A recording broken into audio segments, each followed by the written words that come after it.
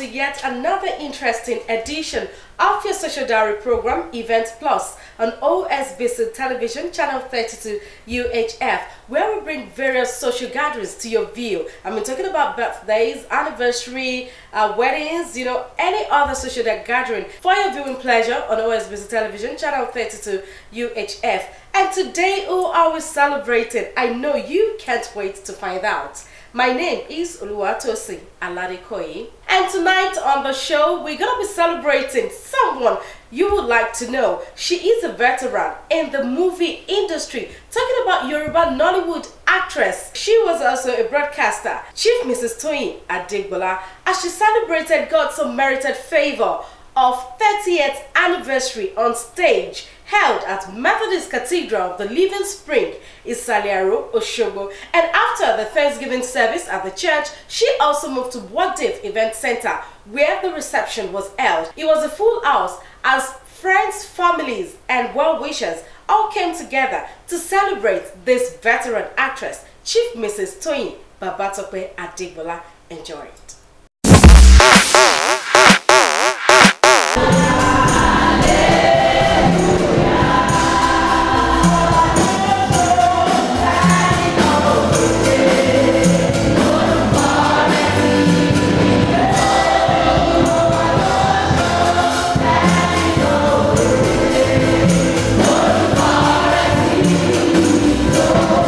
Activities marking the 30th anniversary on stage of Chief Mrs. Toyin Adegbola, also known as Asewo to Mecca, started with Thanksgiving service held at Methodist Cathedral of the Living Spring, Asewo, Osogbo, in the state of Osun. Mrs. Toyin Adegbola was joined by family, friends, and well-wishers from Yoruba Nollywood industry.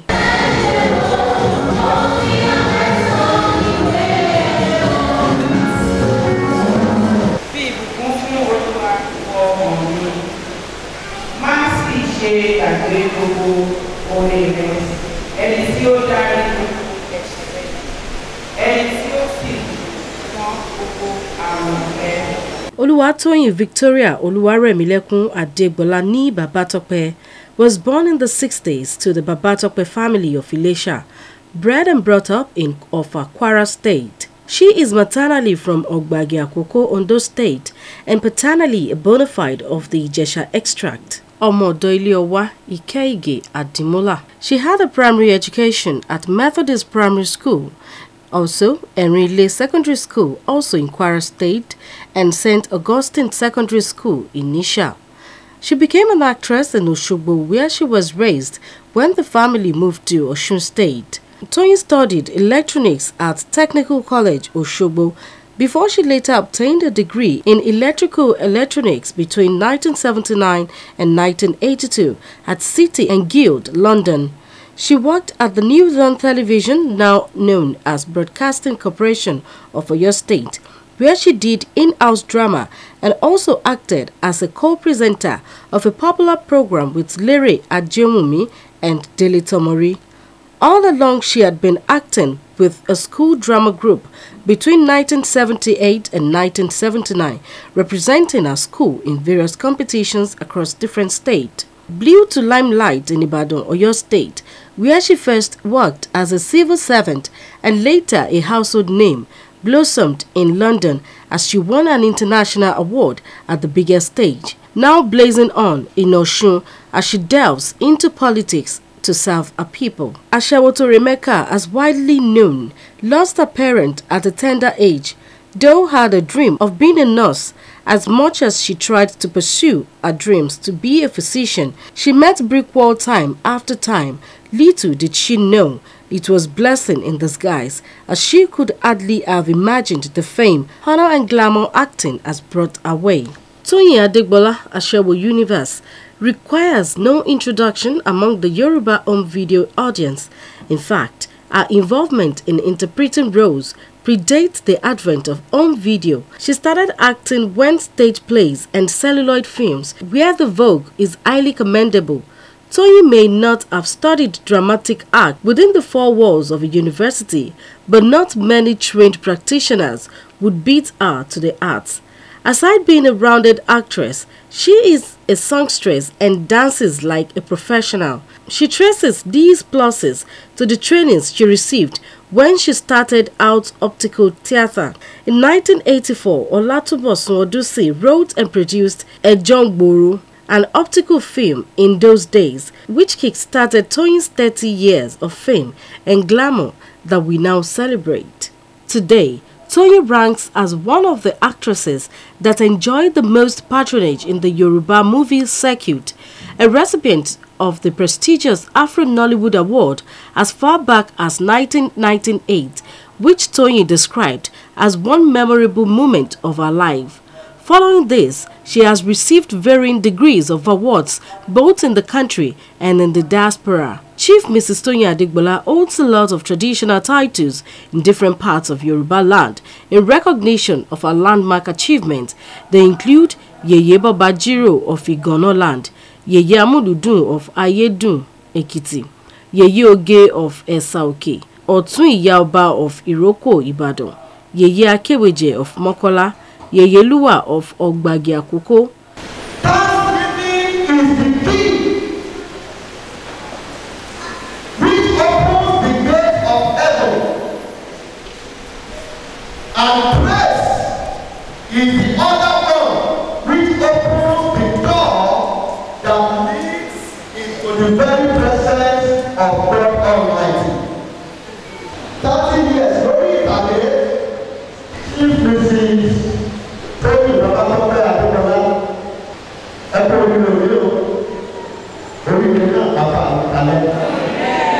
Then it's time for Thanksgiving service with a special prayer for the celebrant.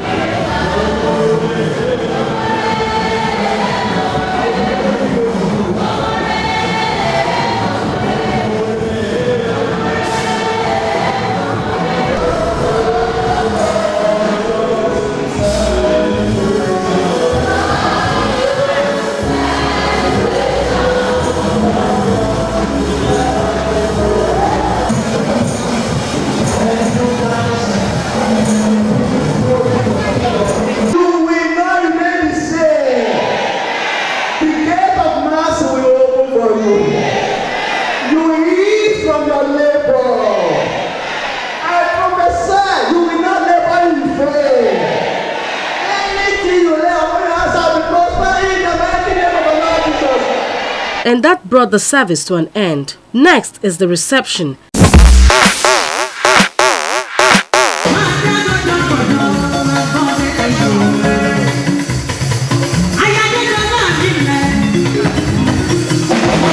Mo kí gbogbo ẹ̀yin ará ilé o. Ẹ kú àṣeyẹ òní o. Ire náà kárí wa. Bá mi, Daddy wa kí ni nǹkan gan-an tá a wá ṣe ń bí lónìí? Olóyè Ìyáàfin Toyin Adegbola, òun ló kó gbogbo wa jọ. Ó pé ọgbọ̀n ọdún tó tọwọ́ bọ iṣẹ́ ìtàgé yìí. Eré lẹ́yìn ará ilé ń pè ṣùgbọ́n iṣẹ́ làwa ń pè. Ó wá ń jọ ayọ̀ pé Ọlọ́run dáhùn sí lẹ́nu iṣẹ́ náà gba ọgbọ̀n ọdún. Ayọ̀ yẹn la wá bayọ̀ báyìí. Inú mi dùn láti sọ wípé nígbà tí Toyin Adegbola máa tọwọ́ bọ iṣẹ́ tíátà, èmi lẹni tó kọ́kọ́ bá ṣeré. Ààrẹ kìíní tó kọ́kọ́ ṣe gbáà ní fíìmù tá à ń pè ní Ejongboro ní 1984. 1984 tó ti tọwọ́ bọṣẹ́ yẹn, nínú ẹ̀ làwọn èèyàn ti wá ń rí ní ọ̀gbẹ́ni kan tó ń pè ní Bayo Betting ló ti wá tọrọ ẹ̀ lọ́dọ̀ wa pé kó wá bá òun ṣe nínú fíìmù Kànnàkànnà. Láti bẹ̀ làwọn Bello náà gbogbo ọ̀nà ti bẹ̀ sí rí pé títí gbogbo wọn ń lò. Toyin jẹ́ ọmọ kan tí Ọlọ́run fún lóore ọ̀fẹ́ àti forí ti nǹkan. Nípa oore ọ̀fẹ́ Ọlọ́run, Toyin dá ọmọ tọ́, Ọlọ́run bá tọ́. Ó tọ́ gbogbo àwọn ọmọ náà, Ọlọ́run bá ṣe ní àwòyè. Mo yin Ọlọ́run lógo fún. Ọpẹ́ ni fún Ọlọ́run fún ìgbésí ayé Yèyé Toyin Adegbola, aṣẹ́wó tó re universe, aṣẹ́wó tó re Cuba, tó lọ sí London, tó lọ sí Amẹ́ríkà. Inú wa dùn láti bá Yèyé Toyin Adegbola yọ̀ lénìí wípé wọ́n pé ọgbọ̀n ọdún tí wọ́n ti ṣeré ìtàgé ẹ bá wò Tóyin Adégbolá jẹ́ oníwà pẹ̀lẹ́ ẹni tó níbẹ̀rù tó sì fẹ́ràn Ọlọ́run ẹni tó sì fẹ́ràn ìdàgbàsókè ìlú bíi ti ìpínlẹ̀ Ọ̀ṣun wa yìí ẹ rí i pé kò sóhun tá a ṣe tí Tóyin Adégbolá tí kò bá wa dá sí làwọn náà ṣe wípé gbogbo nǹkan tí òun náà bá fẹ́ làwọn náà gbọ́dọ̀ bá dá sí àwọn la ṣe wà ní bíbá ìlénì láti wá bá yìí ṣe àjọyọ̀ wípé èyí Tóyin Adégbolá pé wọ́n pé 30 ọdún tí wọ́n ti ń ṣeré lórí ìtàgé. Lọ́lá Margaret wọ́n wà ń bí òyà Ọ̀gàjì Ọ̀gàjì ẹ káàbọ̀ sí ìpínlẹ̀ Ọ̀ṣun. Àwọn nìyẹn o àwọn ọmọ Ọ̀ṣun ilé la wà Ìjẹ̀ṣà ní Mèrè bẹ́ẹ̀ ni ilé la wà. Ẹ bá mi tún dárúkọ yìí fọwọ́ ra lé. Yọra lé orúkọ tèmi ni Lọ́lá Margaret tí gbogbo yín mọ̀ sí Bísọ́lá Aláàánú. Ẹ wò nǹkan tí mo lè sọ ń pa wọn ó pọ̀ lọ jaburata tó bá ní kí n máa kà látẹ̀ní dọ́là ó ti pọ̀ jù ṣé bó ṣe ń pọn àwa ọ̀dọ́ ni ẹ rí i pé ọ̀dọ́ pọ̀ ń bí wọ́n gbárùkù tì wọ́n ó ti pọ̀ jù ṣé pípọ̀n ọ̀tọ̀ ń pọ̀n wọ́n ni kí n sọ ni àbí nǹkan ribiribi tó ń ṣe tó máa ní wọ́n pe nǹkan kan ní ìpínlẹ̀ Ọ̀ṣun lẹ́nìí gbogbo àwọn ọmọ Ọ̀ṣun pátá náà máa pè even àwọn tí wọn kì í ṣe ọmọ Ọ̀ṣun gan wọ́n á pè wọn kì í ṣe aládàáni kan jẹ. Dábàá Saidi yẹn ló jẹ́ Dábàá Saidi Ifá Saidi tó jẹ́ pé ó kọjá ń tán rò ẹ̀bọ̀ra ni kò jọyàn torí bá ti délẹ̀ tán adìlẹ̀ mọ́mù tó gorí mímbàrì òdàlàgbà tó gorí ọ́ltànù ẹ̀mí ló sọ̀rọ̀ ọmọ Saidi kọ́ ẹ̀mí ló sọ̀rọ̀ tó ṣùpá ẹ wá ṣáàmọ̀ bí mo ṣe ń ṣeré mi eléyìí ó yà wọ́n tó lóye. Ó ga jù ẹ wò ó tá a bá dé ọkọ máa kọ́ lọ màmá kan jó ní ṣùgbọ́n mi ìfẹ́ waste time Alhaji ẹ káàbọ̀ sí ìpínlẹ̀ ọmọlúàbí ṣọ́kọ̀ òjèpo bó o wá ní a ní lónìí kí tiẹ̀ là ń ṣe gan lónìí Alhaji bóyá kí ẹ tiẹ̀ bá mi sọ fún àwọn ará ilé kan lè mọ̀. Àǹtí Tóyin Adégbolá ló ń ṣe ayẹyẹ 30 ọdún tó ní ṣeré ìtàgé. Alhaji ṣé àpò lórin lẹ́yìn àwọn tí wọ́n ṣe fíìmù yìí kí tiẹ̀ wá ní àjọṣepọ̀ tó wà láàrin eléré pẹ̀lú ẹ̀yin olórin àti pé kí nìkan gan tẹ̀lé sọ nípa Tóyin Adégbolá.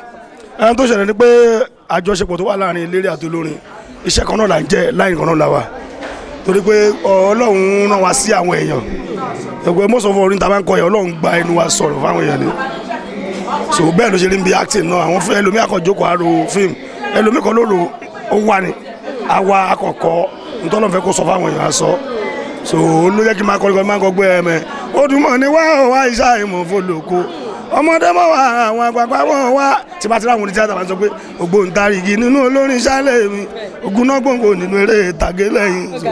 Orúkọ tèmi ni Rose Odika tí gbogbo yín mọ̀ sí Òdòdó Ẹ̀yẹ. Àǹtí Rose ẹ káàbọ̀ sílùú Òṣogbo àǹtí Rose kí tiẹ̀ ló gbé yín wá sílùú Òṣogbo gan lónìí. Aṣẹ́wó tó rẹ Mecca ni yèyé Tóyin Adégbolá òun la wá yẹ sí l'Óṣogbo lẹ́nu.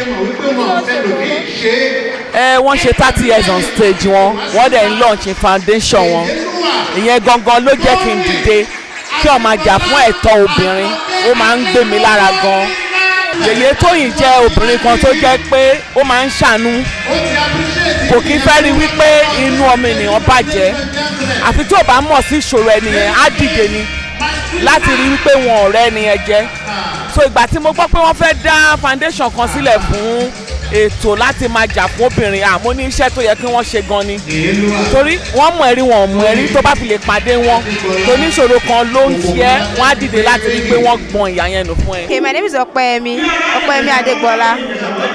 Yes, definitely it's a celebration and she 30 years on stage mommy mi she's happy, she's celebrating, they are celebrating her that she has been doing her work and she's been doing it good for over 30 years so they see it's okay for them to celebrate her. So and Mrs. Toyin Adegbola your lady mommy, to me as a daughter she's the best mom you could ever ask for in the world. She's honest, she's down to earth, she's caring, she loves people being around her. Wọ́n nífẹ̀ẹ́ àwọn èèyàn, wọ́n bá fẹ́ káwọn èèyàn wà láàrin àwọn, káwọn èèyàn máa wà pẹ̀lú àwọn ní gbogbo ìgbà. Wọ́n dẹ̀ nífẹ̀ẹ́ Ọlọ́run náà dẹ̀ nífẹ̀ẹ́ wọn. Tí fìlà yìí gan àti ìgò yìí gan. Ó ní agbára jù. Kí tí wọ́n lórúkọ sílẹ̀ ilé kan tó máa lò wẹ́. Gbogbo ẹ̀rẹ́ mo máa pè ní Àjọkẹ́ Aṣẹ́wó Tòrè Mecca torí pé gbogbo ẹ̀ bá ṣe tó pọ̀ specially fún ẹ̀gbọ́n wa aṣíwájú wa Tóyin Àjọkẹ́ Aṣẹ́wó Tòrè Mecca ni ṣe mọ̀ wípé oníkálukú náà ló ti wá mọ bọ́jọ́ iwájú òun ṣe máa rí ìwọ̀nba tí wọ́n ṣe pẹ̀lú àwa nígbà táwa náà ń bọ̀ lójú ọ̀nà òun ló ṣe mú gbogbo wa tó yẹ pé ọ̀tẹ̀ yìí ní ayé àwọn òṣèré ó máa ń bí sí gan tó yẹ pé a máa ń ṣiṣẹ́ gan ṣùgbọ́n gbogbo alápá ṣẹ́ẹ̀tì lápá gbogbo ẹ̀ tì tí a wá bá àǹtí Tóyìn ṣe àjọyọ̀ torí pé èèyàn ni wọ́n aṣíwájú gidi ni wọ́n bọ́n bá ṣe tí ò dáa bàbá tiẹ̀ sọ pé wọn ò ṣe dáa àwa ní sọ pé èèyàn ni wọ́n àwa dákẹ́ ní àbẹ̀ yẹn ṣùgbọ́n à ń fi gbogbo ẹnu sọ pé èèyàn ni wọ́n ẹni tó fẹ́ kí ọmọdé àtàgbà lọ síwájú ni ẹni tí òun gbèyàn sínú ni ẹni tó máa ń bá tọmọdé tàgbà ṣe ni. tí wọ́n gbé yàn mọ̀ sí Yétúndé Wùmí. àrípẹ̀yìn náà ẹ wá lónìí láti wá bá Tóyìn Adégbọlá yọ ayọ̀ 30 years on stage. mọ́mì wá gẹ́gẹ́ bí ó ṣe jẹ́ pé ẹ̀yin gbogbo yín ẹjọ́ ń ṣiṣẹ́ ni kí ni gangan tẹ́ lè sọ nípa wọn. Tóyìn Aṣẹ́wó Tóyìn Adégbọlá tí gbogbo yàn mọ̀ sí Tóyìn Aṣẹ́wó èèyàn dáadáa ni sí mi torí pé a ti jọ wà tipẹ́tipẹ́ tó a dẹ̀ bàjẹ́ lọ́wọ́ ara wa so ìwà wa dẹ̀ bára wọn dọ́gba so ó dẹ̀ jẹ́yàn gidi tó pé kò ṣe bàjẹ́ ọmọlàkejì. èèyàn ló wà máa ń jẹ́ ọ̀gá.